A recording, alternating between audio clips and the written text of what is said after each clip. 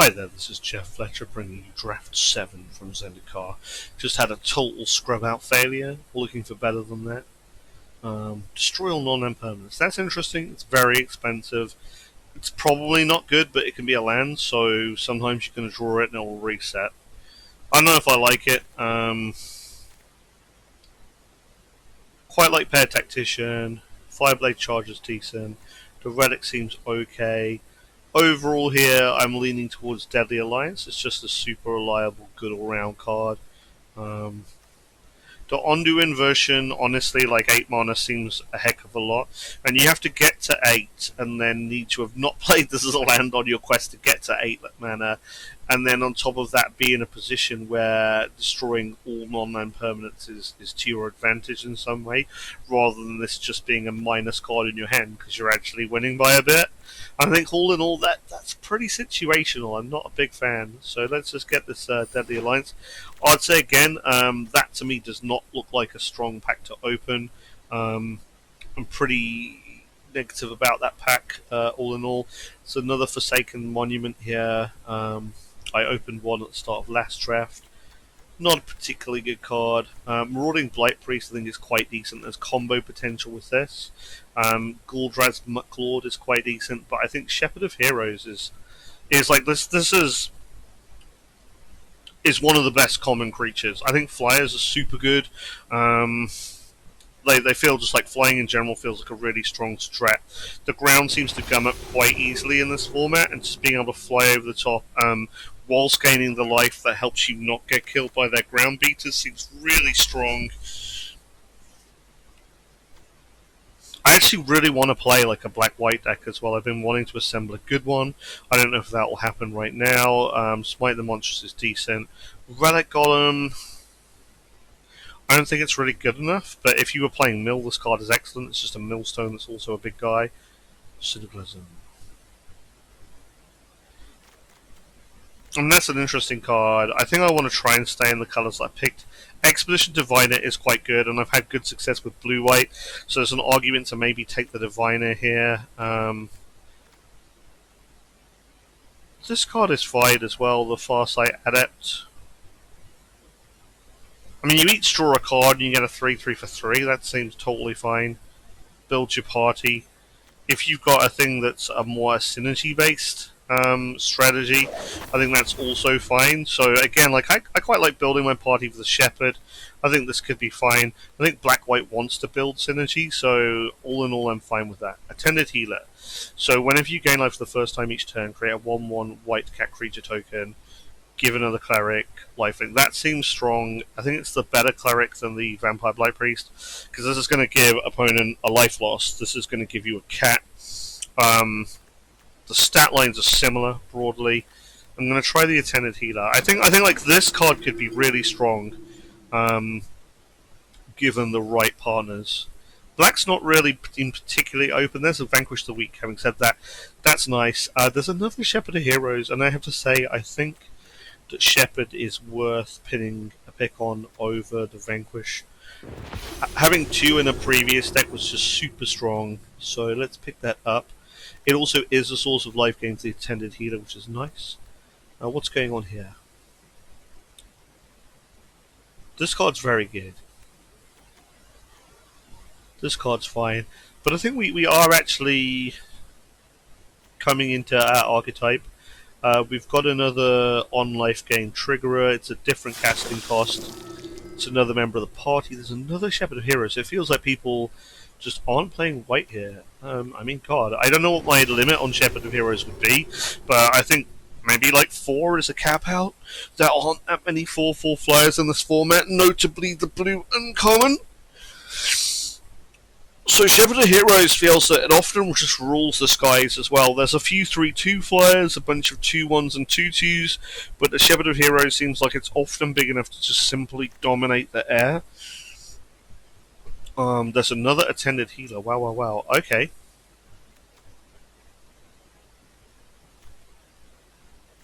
Yeah, sign me up. So this is giving us a lot of clerics. I guess actually one thing to in black-white is there is cleric synergy. There's the very good uncommon that synergizes with clerics. Messalix is actually fine, as is Seagate Colossus.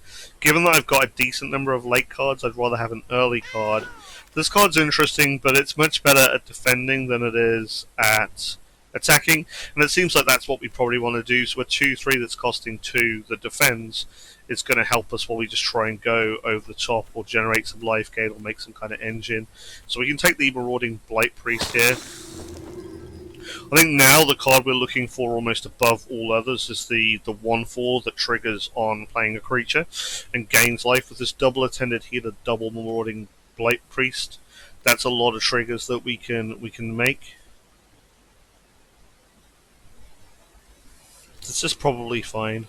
We look like we'll be able to get 1 to 2 creatures in the party, so even dealing 2 is often going to be okay. If we're dealing 4 reliably, this is going to be very good.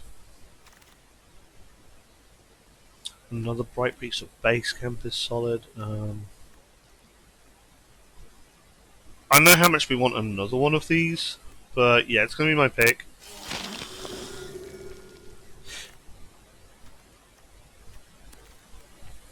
It sort of doesn't, well, maybe at the moment it doesn't help that this is a cleric. If we find some of the 2 mana cleric, then the fact it's a cleric's going to get a lot more relevant and better. So I'm really hoping I see some of that. So here's a Felidor Prowler, generally very strong. A Vanquish the Weak, which is very strong. Another Shepherd of Heroes. I think I would take a 4th. But there is an Inscription of Ruin. So I know the inscription is very good. So you can either do a Mind Rot or return a cheap creature from a graveyard to the battlefield, or destroy a creature with converted mana cost. So it's a very minimum. It's close to a Vanquish the Weak. The thing is, if we have 7 mana, so if we're playing into the late, we get to do all these things. So yeah, I mean, this is a weird one because the other things aren't as good as some of the inscriptions I've seen. That said, I'm still going to pick it. I think that this is likely to be able to offer me some pretty hefty advantage. I'd definitely be down for Felidor Prowler, but that's fine. Alright, so going from a pack with an absolute ton of things that we want, hopefully we'll table something. This pack doesn't have a lot of things that we want. It's another Cleric, it's kind of meh. Deadly Alliance, definitely the thing. And there's a Rogue, which would have actually been nice, but the Alliance... The good thing is there's a card that we want quite hard here, so that's nice. We're not. This is like at the end of last draft. I said exactly this thing. I saw a 1/4 that was like 14th pick or whatever it was. I think it was 13th pick. And now we're not. I haven't seen any in the whole draft. It's not like I've even passed any. The Peg Tactician is interesting, but it's not for me. I don't have enough warriors. And there's yet another Deadly Alliance. So we're gonna keep picking those. It looks like we might be kind of capping out this territory now. So I'm just gonna be a little aware of that. There's another Cleric. This one's okay, actually. Does get a little life movement, so maybe worth, but is the Metalinks just better? Question. I mean, this triggers stuff as well, so I think given the triggering, it makes the Blood Priest a little better. Here he is, Core Celebrant. So he's probably potentially a big part of our deck. The Expedition Healer would be really good here because we do have the multiple clerics, but this card is nutty. So it says whenever a creature comes down, we're going to get a life-based trigger, and then that's going to trigger on attended healers. These don't keep going because it's only the first life gain each turn, but it is still really strong because you're going to get extra cats and then additional life. So that seems really good. And there's some sort of... Wow, okay, so this is the perfect card for this deck. Whenever I gain life, I get a +1/+1 counter, and we are planning to gain life. So I'm liking how this is going a lot. Paired Tactics again. Malakir Rebirth seems like it might be good. Yeah, I'm down for that.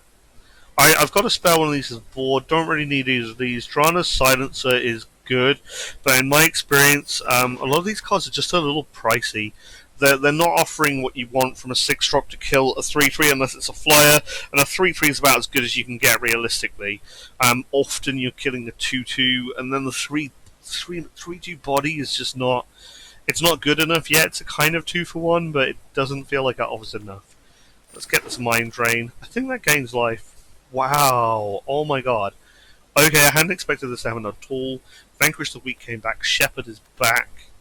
Um, my high drop is very clogged, but Shepherd is just so nuts. I think I'm going to take Vanquish the Weak though. Cool. I think if I'm thinking of like how does my deck lose now, because it is very strong.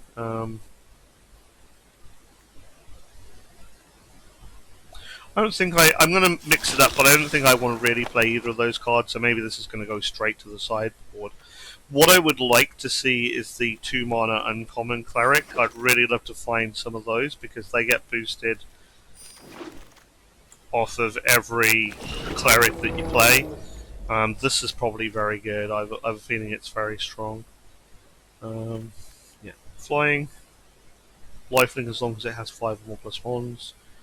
Whenever a non-token creature you control dies, put a +1/+1 on Tabaraks. If that creates a cleric, you draw. Yeah, this has got even cleric synergy, so it's completely nuts. There's a Vanquish here and a Shepherd, which I'd be happy for either, and a Feed the Swarm actually. And Feed the Swarm's a lot better in my deck, so I'm planning to gain a shit ton of life, so that seems real strong. Expedition Healer would be nice. Is a cleric, gains life, definitely strong. Let's see what this is. Maul.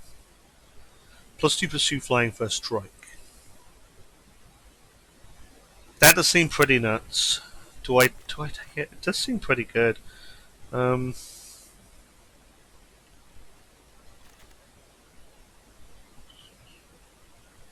the equippers are fucking ton of mana. Yeah. And I think in any long game, if I can grind out, that card's going to be too good to ignore. Feed the Swarm. That card's very good. Cheap guy. Prowling Felidar is also good. A Shepherd. I feel like I don't really need the 5-drop here, so I'm going to hold fire on it and get Feed the Swarm. It's a strong spell when I'm gaining so much life.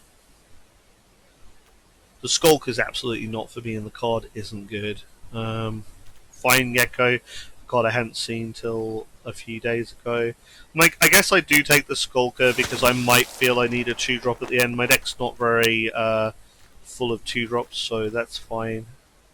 There's no equipment that I'm ever going to get that's better than this Maul of the Skyclaves. That's nuts. Nahiri's Binding's fine though. God, it's a hard time knowing what I'd cut now, since the worst card in my deck is clearly like Malakir, Blood Priest, I would say, but even that forms a good part of the synergy.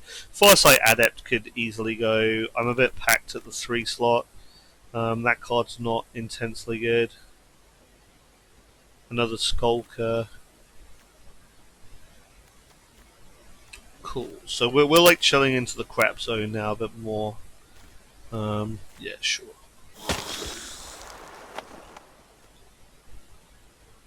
And yeah, some more cards that we've got a spare of this anyway. I don't think we want another. I mean, cards we want another, of course, Celebrant. We obviously never found the uncommon, which we would absolutely kill for. That card would be sweet. I actually really hope, this is pick 7, that I table my 2 mana cleric, but I have a strong feeling that I won't. I can't remember which pack it was in. It was either this or the next one. Spare supplies probably isn't awful, but I don't think I'm going to want it here. I'll take it. It's like on the list. Yeah, so I didn't table my 2 mana cleric, regrettably. Blood Beckoning's decent. Vanquish the Weak's good.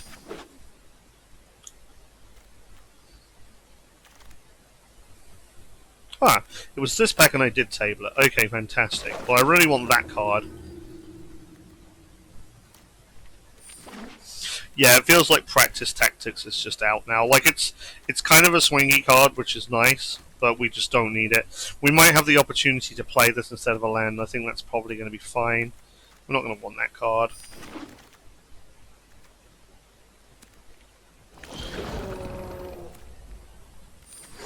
Well, I'm so excited for this deck. I feel a bit nervous for it as well, because it feels like such a good version of it. So this is going to basically flip there for 17 land. We've got 42, which I want to cut down on. Spare supplies could be the weak link here. I think I need to keep my 2 drops. Things I'm not doing anything with 2 mana a lot of the time, so maybe that's an argument to keep the spare supplies. Farsight Adept's definitely a cuttable card. I've got some really good removal. Nimana Skydance is actually pretty cuttable as well. Um, yeah, I think both those are potentially on the chopping block. I've got great removal. Some decent ground guys. I might want to play the land. How many members of the party am I realistically going to have, and how much removal do I have? So I've got feed, double vanquish, inscription, which kills something small, and then a triple. So I've got more than enough removal, to be honest. So I don't need to take the practice tactics on as an additional piece of removal. The Farsight Adept and the Skydancer are both pretty meh. I could run an Expedition Skulker just to give me an additional 2 drop, but I don't think it's actually super important. So maybe I just cut both of these cards. You know what? Let's cut the Skydancer. I think we can keep the Farsight Adept. I actually think that this draw a card, because Adept really benefits when we hit our 5 drops. We've got really good 5 drops. We benefit from having the additional party member as well. And I think we just have room for the spare supplies, so I think we can carry it.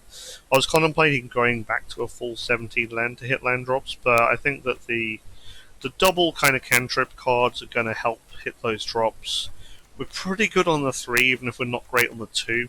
We've got a lot of removal, so I think that this can work. Not having one more core celebrant is there's a real sadness in this. That card could have been freaking great. Yeah. I wonder how good this Maul of the Skyclaves is. I mean, one thing that does make me want to have more 2 drops, because playing this on 3, if you're on the play onto a 2 drop, does feel especially strong. Flying the first strike, that's freaking nuts. That does give me kind of a slight reason to get these Expedition Skulkers in, but I just think they're pretty bad overall. They're just never gonna get strike for me. With the death touch, right? They're just never gonna get the death touch. That's probably just not good enough. Yeah, and I can kill the ready guys. Right, so I'll leave it like that. Wow, I'm gonna have a break now, but I'm super excited for this deck. Let's edit the cover, just because. What should be the cover? I feel like Shepherd of Heroes is spiritually the cover card for this deck, but we've got 8 Scion, and I haven't had that. Yeah, it's a cool image. Scion of the Swarm. There we go. So, nice. That's me all saved up. Thanks for watching. I'll catch you next time.